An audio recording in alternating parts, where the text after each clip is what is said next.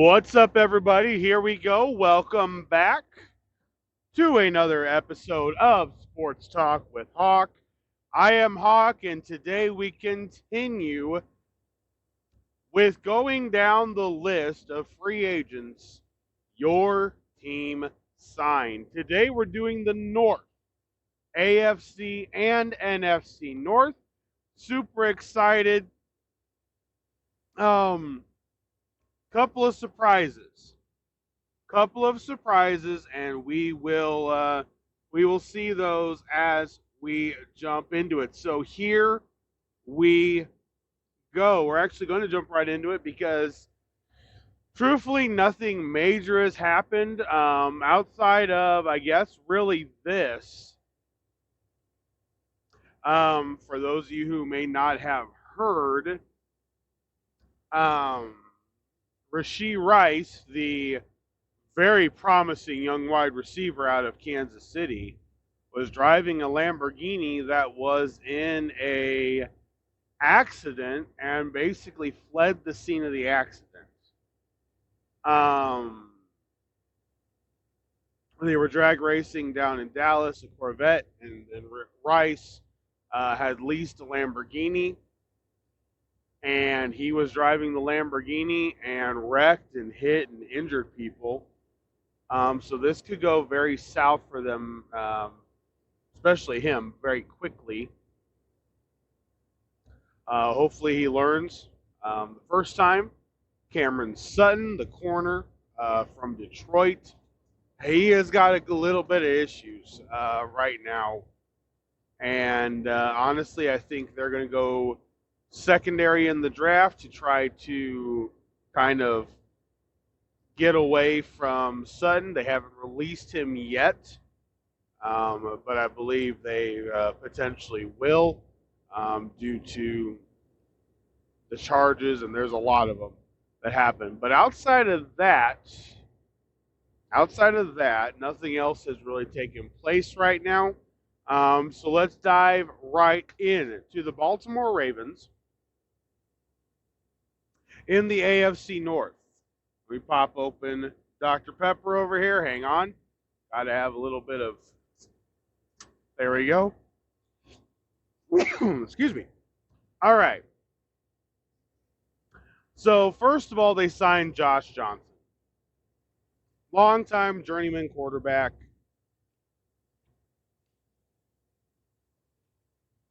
He's a veteran. If Lamar goes down, Josh Johnson can win you games.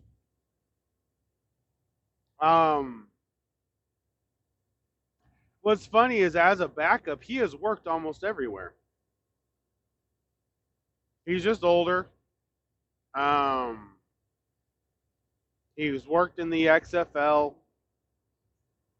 worked in the NFL. I mean, I'll tell you what. He's a great guy to have around. So he signs a 1-year deal with Baltimore. The big splash signing, they signed Derrick Henry to a 2-year, $16 million deal worth up to $20, has $9 million guaranteed. This is a huge signing for the Baltimore Ravens. Why? Because they have a running back now that is the official grounder pounder. Now listen, Gus Edwards was very good. But I believe Derrick Henry on a 2-year deal will be a lot like Ricky Williams was, a lot like Ronnie Brown was. I think he's going to have a great resurgence for this 2-year stint in Baltimore. I think he's going to look good. I think he's going to look fresh. He's in an organization where he doesn't have to be the face. And I think it's going to be good for him. They signed Nelson Aguilar to a 1-year deal. They signed offensive tackle Josh Jones. They did just recently sign Kyle Van Noy to a 2-year, $9 million deal, which is huge for their defense. They also re-signed their outstanding defensive tackle to a 4-year, $98 million contract. Get this, $75 million guaranteed. It's a lot of guaranteed money. I mean, it's 3/4 of the guaranteed money.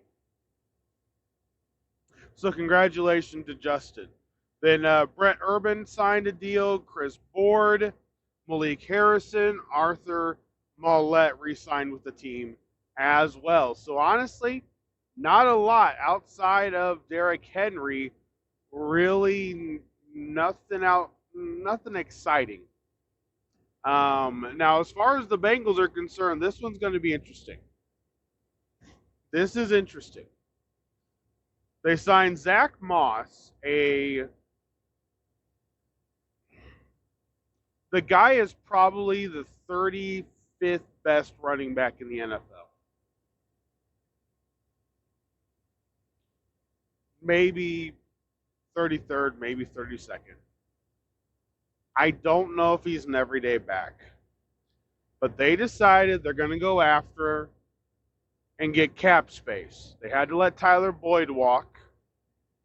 T. Higgins, after they signed Zach Moss to a 2-year, $8 million deal, T. Higgins has the non-exclusive tag of $22 million. Yes, you heard me right, $22 million. Now, he's requested a trade.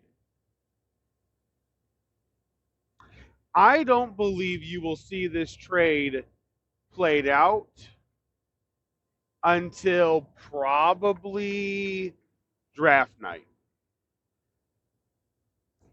I think that's a draft night trade of he goes somewhere that needs receiver help. And instead of Cincinnati trying to put a bunch of picks together, they include him as a pick. Now, he's expensive, don't get me wrong. But even with how expensive he is,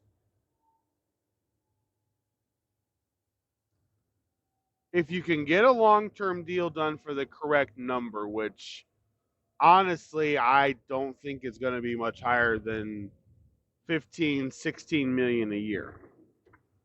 I really don't. I don't think it's higher than 15, 16 million dollars a year. I don't think there's anything, any way in the world that he is worth that at all. I just don't.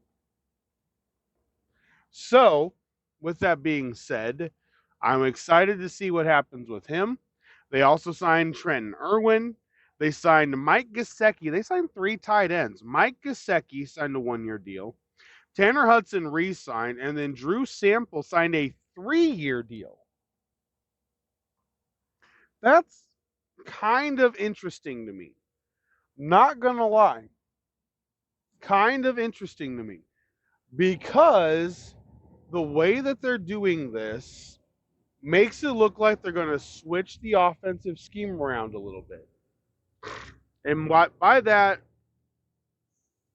potentially ground and pound a little bit more.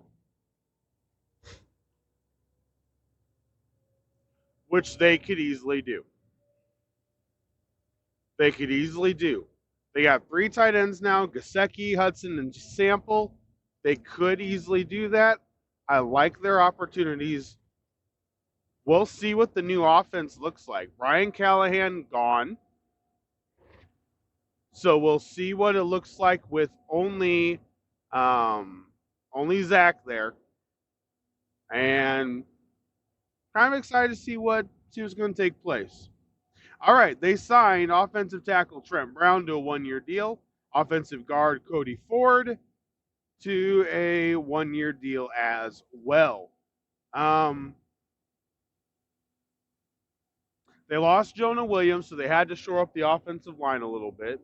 So it makes sense. They signed defensive tackle Sheldon Rankins, which I believe is under the It's an under the radar signing, but the problem is the number's too doggone high. It's a 2-year, $26 million deal. $13 million a year is too high for Sheldon Rankins. I'm sorry, they definitely overpaid on that one. Hopefully, it doesn't hurt them too much. They signed Akeem Davis Gaither, they signed Von Bell, and they signed Geno Stone. So, all in all, kind of just a middle of the pack, filled in some holes, and that's basically all they could do. All right, Cleveland Browns. This one's a little bit interesting. And why I say it's interesting is because I see they signed Tyler Huntley away from the Ravens, a guy who's played them really tough when he ends up starting for Lamar Jackson. Then they also signed Jameis Winston. Jameis Winston signed a 1-year deal for $4 million that maxes out at $7 million. Okay.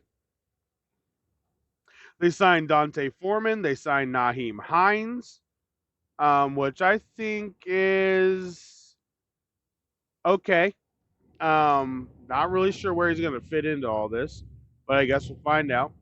They got Jerry Jeudy in a trade with the Broncos in exchange for a 2024, so this year's 5th and 6th round picks. And then right away, Jeudy signed a 3-year contract extension worth up to $58 million. So they've now got Jerry Jeudy. I don't know what the future is going to hold for Amari Cooper. I don't know what's going to happen with Nick Chubb. I know this team's strapped at the cap position. They're over it. Like they are over the cap, and there seems to be very little that they're doing about it. All right, they also re-signed James Prochet. They re-signed the offensive guard Michael Dunn. They re-signed Zadarius Smith to a 2-year, $23.5 million deal. They re-signed Shelby Harris, Maurice Hurst, defensive lineman Quentin Jefferson as well. Then they signed linebackers Devin Bush and Jordan Hicks. I like those two signings for them. I do like those two signings for them.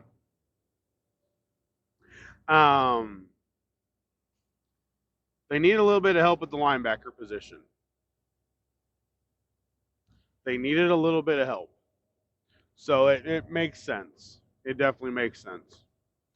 All right, they signed a corner, Tony Brown from the Indianapolis Colts, Rodney McLeod Jr., also from the also formerly with the Indianapolis Colts, re-signed with the team. Cade York signed with the Browns, and then they re-signed their punter as well. All right. Now, a team that I am going to already tell you, this is my team that wins free agency in the AFC North. If for nothing else, for finally getting out of the Pittsburgh Steelers way. If for nothing else, for finally getting away from the Pittsburgh Steelers way. Because they made some moves you're not used to seeing. They made a lot of moves you're not used to seeing. So they signed Kyle Allen to a 1-year deal. Then they signed Russell Wilson to a 1-year deal. Then they made a trade with the Bears for Justin Fields. In the Justin Fields trade, they gave up a 2025 conditional day 3 pick, 2025. So next year, not this year. They also signed Van Jefferson. They signed Cordero Patterson to a 2-year deal worth up to $6 million. I believe he's going to be their return guy. I believe he brings stability in a wide receiver room that is young. He's not there to catch 65, 75 balls. He's there to be a leader. He's there to be somebody who can be a back. He can be on the outside. He can do whatever is needed to be done. And that is exactly what needs to happen. That's exactly what he's been brought in to do. And I absolutely love that signing. They also brought in Quez Watkins, who is basically going to be the 4th/5th receiver. No big thing there, but then they went on defense. They re-signed defensive tackle Montravius Adams, but then they got defensive lineman Dean Lowry. He's kind of been a little bit of a journeyman. I love Dean when he was in Green Bay. He fits the Pittsburgh Steelers 34 defense. I think he's going to be the rotational piece. He can pressure the quarterback when needed to. He has done, he does what he needs to do. So there is that. But then they also got another splashy signing where they signed Patrick Queen away from the rival Ravens on a 3-year deal worth $41 million. That's big. Now, the corner position, they've been trying to figure this out. They got what they needed. They acquired Dante Jackson in a trade with the Panthers. They also got a 6th-round pick this year in exchange for Deontay Johnson and a 7th-round pick. So they gave up a 7th, received a 6th, gave up Deontay Johnson, and got Dante Jackson.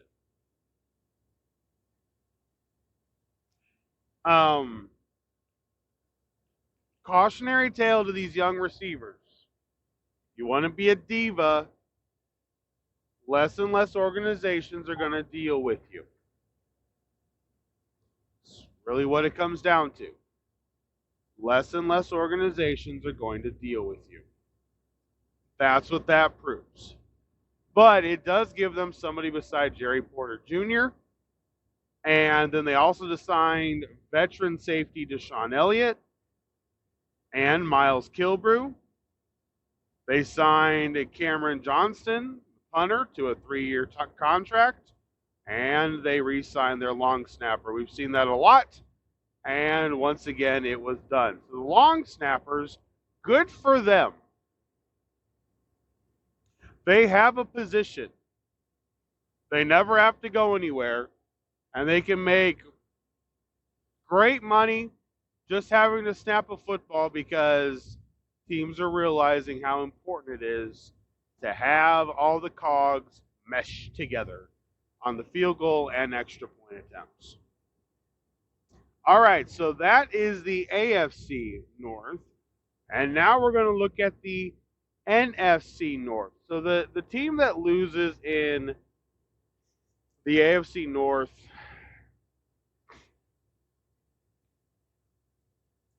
honestly, really when it comes down to what they lost, honestly, it's the Ravens.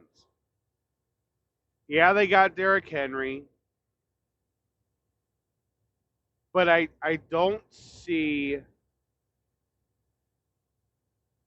I mean, you could toss a coin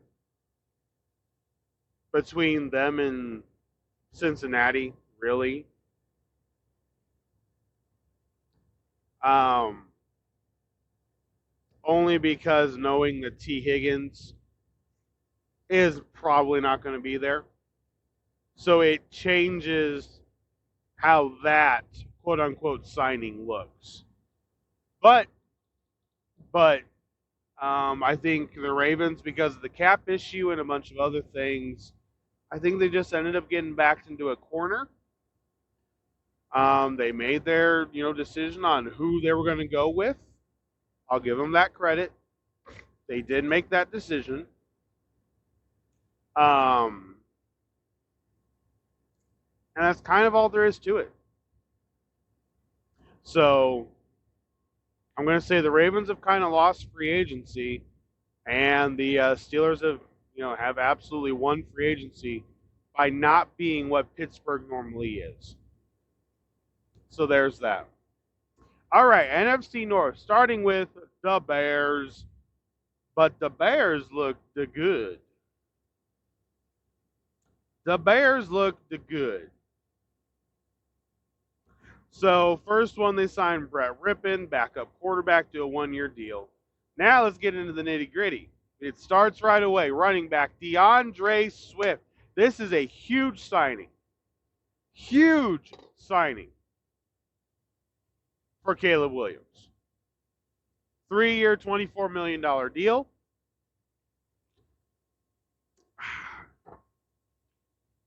And I like where this is going to go. I think he's going to have a good year. Then they also got the benefit of the Chargers needing to dump cap space. They traded Keenan Allen from the Chargers to the Bears in exchange for a 4th-round pick. That was it. A 4th-round pick.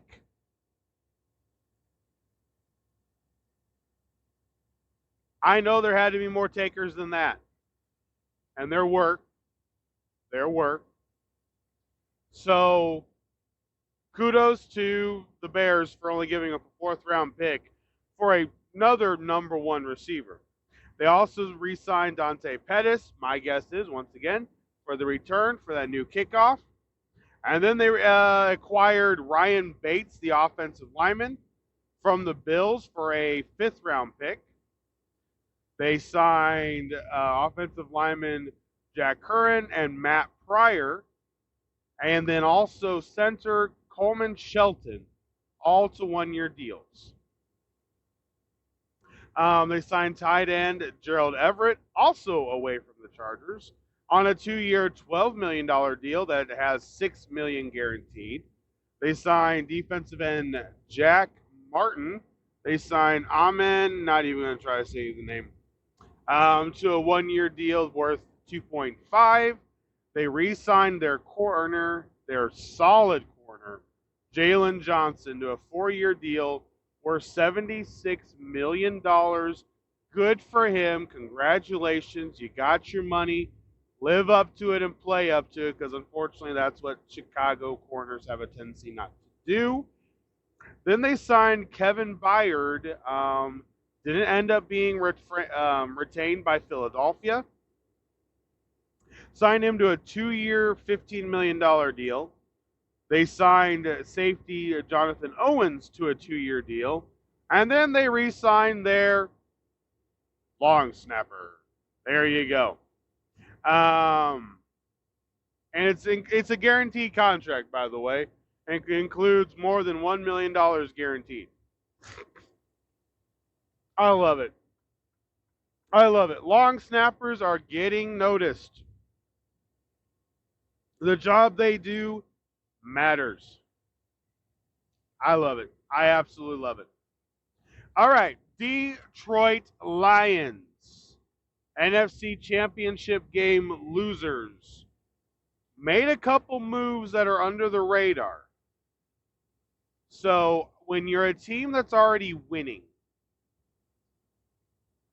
if you don't lose a ton of pieces, you don't have much to replace. Well, they didn't lose a ton of pieces. They signed Nate Sudfeld re-signed him. Now Teddy Bridgewater retired, so that one's gone. They re-signed Donovan People-Jones, the receiver. Then they signed Graham Glasgow to this is him being a Detroit Lion for life. Okay, they re-signed him to a 3-year, $20 million extension with basically $10 million guaranteed. That is a very friendly deal. Not even $7 million a year for a very good offensive guard. Now, they also made a move and went out and got Kevin Zeitler on a 1-year deal. And then they signed Dan Skipper, who's been with them before, on a 1-year deal as well. Now, defensive side of the ball, this is where I think they're going to focus in the draft. They have the best offensive line in football. They got 2 amazing running backs. They're probably going to draft a receiver at some point. But really, it's the defensive side of the ball. But they already helped. They signed edge Marcus Davenport to a 1-year deal away from the Saints. And then they got defensive tackle DJ Reader on a 2-year deal. 27, basically it's $28 million a year, or $28 million with $9 million guaranteed. That is a big boy in the middle of that defense that they need. And when I say need is they need. I think they're going to go corner with their first pick. I think they'll eventually get 2 defensive linemen in the draft. Probably a receiver and a tight end. That's my guess. They re-signed Jalen Reeves-Maybin to a 2-year extension worth $8 million. They got secondary help.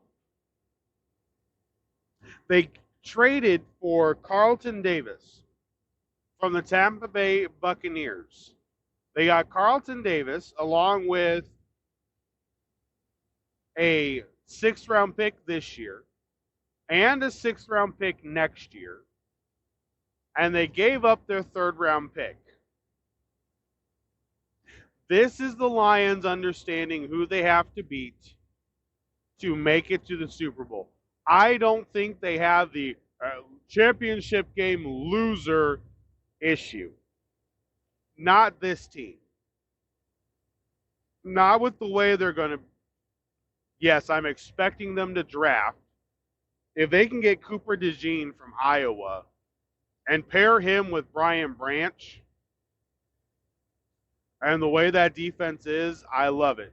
I absolutely love it. And I like where this is going. They did re-sign Emmanuel Mosley, and then they got Amik Robertson on a 2-year, $9 million deal. And then they also re-signed Kendall Vidor. They re-signed Michael Badgley, huge leg. And then they re-signed their long snapper as well. Gotta love it. Gotta love it. So, truly taking care of just some points that need to be covered. That's really all that was, just points that need to be covered. Now, Green Bay Packers. They did eventually re-sign A.J. Dillon. That was not the initial plan, but they eventually re-signed A.J. Dillon. They signed Josh Jacobs to a 4-year, $48 million deal. I don't know about this one. I really don't. Aaron Jones had. I don't know if this is a better trade-off than Aaron Jones, especially for Green Bay. So we're going to have to wait and see how this plays out because I've got my doubts on this one. Tyler Davis re-signed, the tight end. Eric Wilson re-signed. Linebacker, the corner, Corey Ballantyne re-signed. Kaysen Nixon re-signed a 3-year deal. That one's a little bit bigger. 3-year deal, $18 million. Then they also were able to sign Xavier McKinney, the safety, to a 4-year deal worth up to $68 million with $25 million this year for a safety. Kind of questioning that move, but whatever. And then they also signed kicker Greg Joseph to a 1-year deal. Signed him away from Minnesota. So there you go. All right. Speaking of Minnesota, they are next. Now, Minnesota signed Sam Darnold to a 1-year deal, up to $10 million. Signed Aaron Jones for a 1-year deal, $7 million. They re-signed Brandon Powell and Trent Sherfield, the receivers. They re-signed Johnny Munt, the tight end. They got, they re-signed offensive tackle David Questberry. They signed offensive guard Dan Feeney to a 1-year deal. And then we've got a lot of defense. Defense is where you have heard me. I have said their defense is going to be bad. And everybody has asked, why? Here's why. Even their signings are going, huh? So, edge rusher, Jonathan Grenard, that's only if they go to a 34. He is not a 43. Not a 43 edge. He's a 34 edge. Maybe Flores can use him. I don't know. I don't really like it. But they also signed Jihad Ward, the edge rusher. Defensive tackles, Jerry Tillery, 1-year deal, Jonathan Ballard, and Jonah Williams. Then signed Blake Cashman, the linebacker, to a 3-year deal worth up to $26 million. They signed linebacker Gruger Hill. They signed corner Shaquille Griffin. And then because they lost their kicker to Green Bay, they signed John Parker Romo. Truthfully, the winners in this, as far as looking at the overall, honestly, when you look at new players, I'm going to have to say probably the Bears. The Bears or the Lions I would flip. The Packers, the Packers have 1, 2, 3, 4, 5, 6, 7. They got 8 total signings. None of them that are. I mean, the Josh Jacobs one I think is overhyped. Xavier McKinney making $25 million this year as a safety. Holy crap. But I don't think the Packers really did enough. Not for a team that's young, that wants to make a push to beat Detroit. If you're settling for a wild card, I would say, yeah, you did exactly what you're supposed to do. But if you're going for big, I think the Packers lost, and I think the Bears won free agency out of the NFC North. Yeah, that's really as simple as I can put it. And there is the Norse. Not a lot of signings between the two where we had, definitely a little bit lower than yesterday. So, wrap this up. Final thought. Here we go. We are officially 2 weeks away from the NFL draft.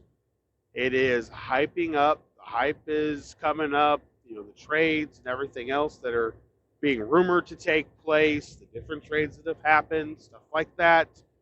Big. And I will have my full first round mock draft with trades. And my goal is very simply this. I want to get 21 out of 32 picks right. If I can get 21 right, I will count it a massive success. Massive success.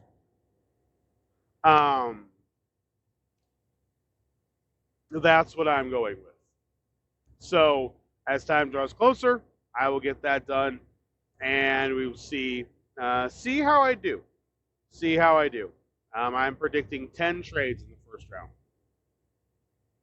So we'll see what happens. All right, guys, that's going to be it. In the next podcast, we will do the AFC and the NFC South. Can't wait to do that one because, gosh darn it, one of my favorite teams that I think is basically one free agency is in that one. So, guys, that is going to be it for me for this one. And I will see you guys next time. This has been football talk. No, it's been sports talk with Hawk. Why in the world do I keep struggling with this one? Tell you what, football talk with Hawk got ingrained in my head. I loved it. I know I should probably go back to it, but that already made all the new stuff, so we're sticking with it. This is sports talk with Hawk because I do try to talk about something else besides football. It just doesn't happen that often. But nonetheless, for sports talk with Hawk, I am Hawk, and I am out. Have a great night.